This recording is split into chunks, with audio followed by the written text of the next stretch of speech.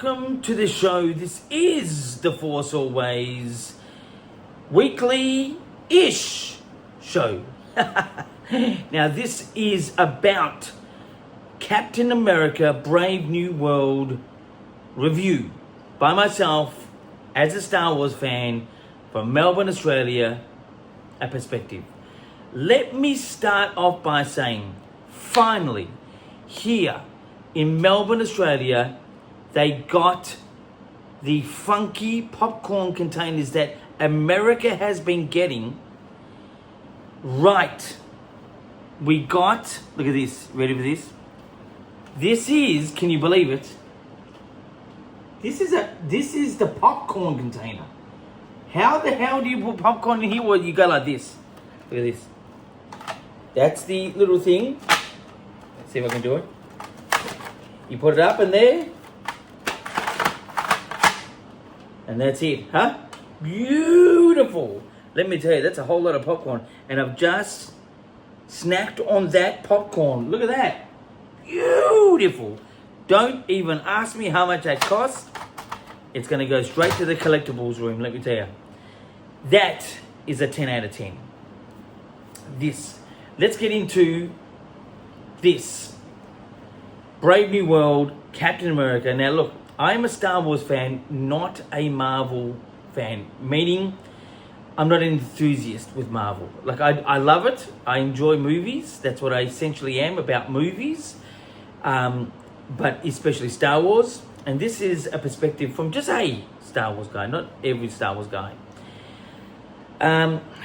So straight off the bat, 7.9 out of 10. This movie gives you no stupid crap about multiverses or unusual special effects or crazy looking worlds. It just gives you a solid entry, and there is a bit spoilerish here, a solid entry in like a thriller, suspense, action. There's sort of a heist to the feel. The actual, like Harrison Ford, this guy, that's Harrison Ford, looks so old, but he acts so well. Unbelievable. There was also, I can't remember, I never remember people's names, but the one of the enemy guys, he's actually in The Mandalorian, he's actually in another film I love, Do the Right Thing. He's the black guy. He is such a great villain. He's a great villain. And not because he's black, because he's just a great villain. He acts so well. He's in The Mandalorian, he's the, whatever he is. He's in this film, he's sort of the enemy for a while, without telling you what happens. But he's just a great inclusion. I thought it was very unusual, but still worked. There was a lead lady that was by the president's side, which is Harrison Ford, and she looked sort of young, but sort of old. Very unusual looking person, but still acted well, carried out the story well, but it was just very unusual. There's a surprise comeback in here. This film does push the idea of Avengers coming back together. I think that's the ultimate goal here in the years to come. I think they're working up to it. But to give you also Captain America, the actual Captain America in this particular movie, he was, I think, a very good choice. He's got a very, he's not Steve Rogers, the hardcore, brutal guy with the serum inside him, but he's still intense. Like, he's still got lots of physicality. Great choice of an actor. I am actually happy with the Captain America in the way it is gone. Not many people do, but I think it's a good choice.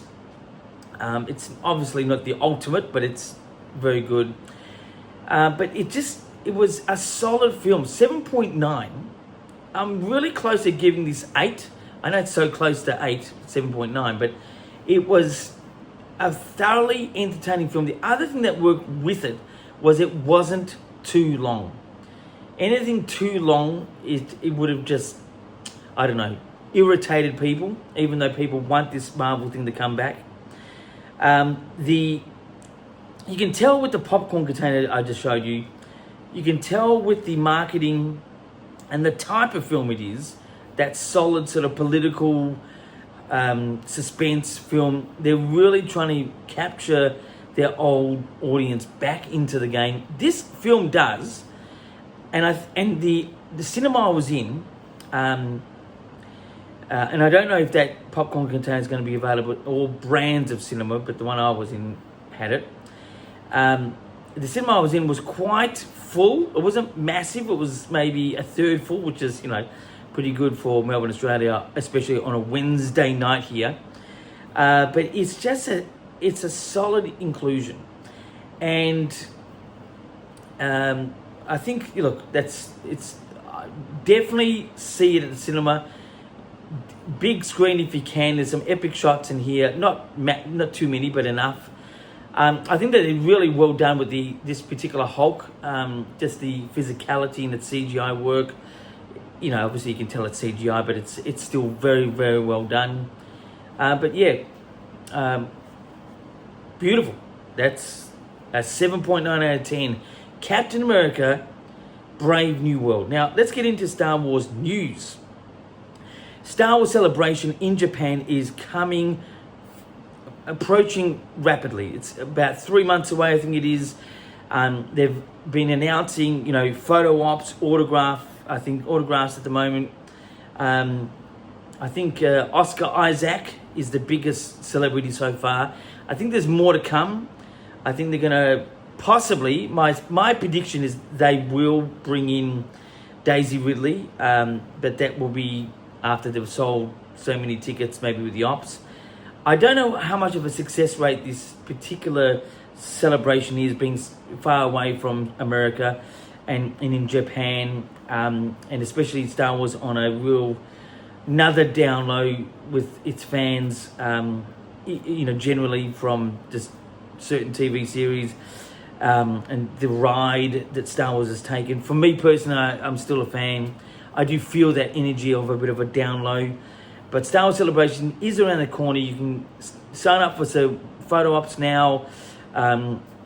More sort of medium type actors, a lot of behind the scenes people, special effects people, people like that. But it's coming close. So sign up for it now. Oscar Isaac, probably that would be a good photo, I suppose, if you want that guy. But yeah, so that's Star Wars news at the moment, and really that is all that is to be offered in this show. Besides that, I will wishingly come back soon again. Have no fear, the Force is always with me, and whether it's weekly or weekly-ish, Michael and Werribee South, he's had to have a bit of an operation recently, and he's just chilling out, waiting, anticipating for this